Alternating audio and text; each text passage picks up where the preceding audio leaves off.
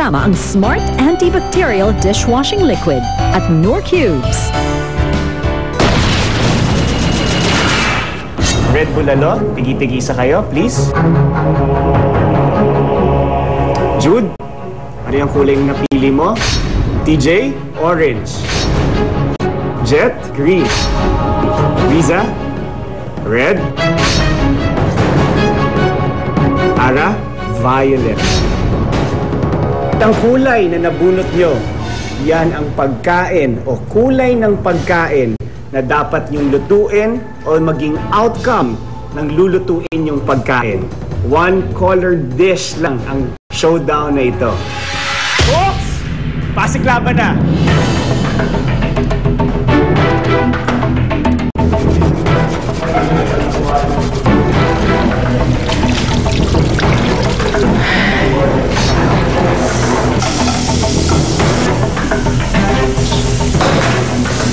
Anong kulay sa'yo? Opo, red po. Okay. Pulang-pula.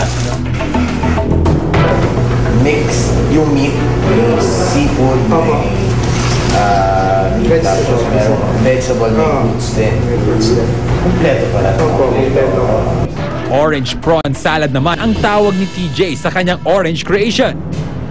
Kung kunyari salad, salad is something na as much as possible, yung madali siyang kainin. So I wouldn't really put the head there.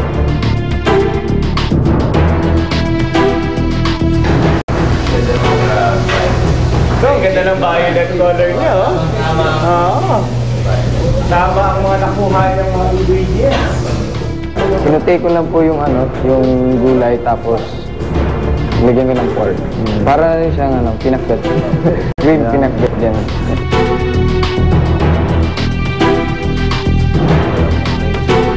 So, French style. Tapos, I'm expecting green sauce. It's very easy to, you have to boil or something sauteed, then you have to blender. You have the blender, right? So, meaning to say, again, dapat pinaplano. Kanino kayang one color dish ang papasa?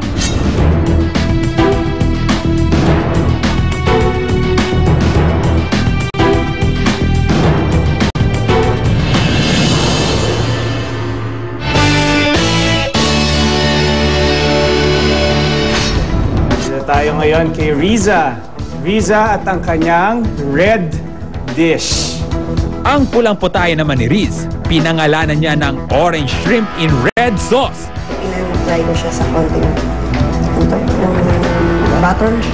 Kasi nag-tsaka po siya ng orange, tsaka ng pepper and salt. Ito po, nilagyan ko siya ng, ano po to yung, Banana. Banana, yung cover ng banana. Banana blossom. Banana blossom. Blossom? Blossom po ba? Blossom po. Blossom na saging. Art na lang. Yun po. Yan, lunch mo ba yan? Hindi po siya edible. Yung pong pinaka-ano. Hindi siya edible. Hindi po siya edible, garnish lang siya. Pang-garnish lang po kasi nilagyan ko lang siya ng sweet in case na masuya sila dito sa medyo asin. Riza, na-appreciate namin na gusto mo talagang pagandahin yung dish mo, pero pag nilagay mo sa plato mo, baka makain. Kasi pagka sinasabi natin garnish, lalo sa food, dapat edible. Ang reaction ko nung nakuha ko yung color red, naisip ko, ang pumasok agad sa akin, kahit anong red na meron dun sa na makukuha ko, yun yung gagawin ko. Kaya lang ang palpak doon, sa ginawa ko, yung puso ng saging. Dapat talaga hindi ko yun nilagay. Ito po si Ara, ang nabunot niya ay violet or purple. And last but not the least, ang puso bumbong ni Ara ang hahatulan ng masters of the table. Ito yung sinasabi mo, chef, talagang... Meron pa siyang, Nagkagat pa siya. tapos yung kunat niya, tama-tama. Well, convinced na agreeable ako. Because you have to be paliwan din. In fairness, masarap.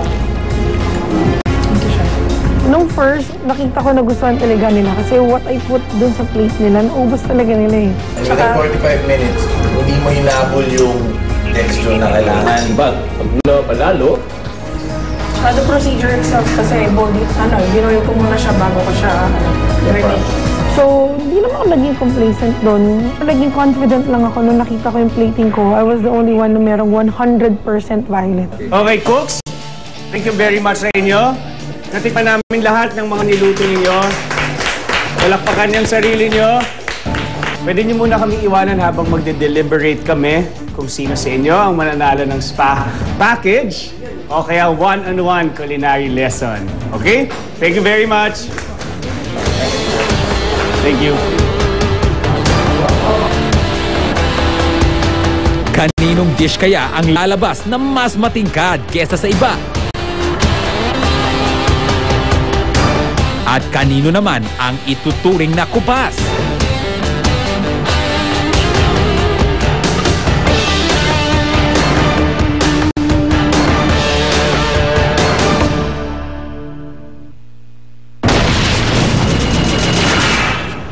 Nagkaroon ng unpleasant experience dun sa dish niya. Nakain ko nga, di ba? Naiwan yung boto. Bago ka mag-umpisa sa kusina, dapat inalam mo muna kung ano yung gusto mong gawin. Oo, parang pakiramdam natin doon na daya tayo. Ano?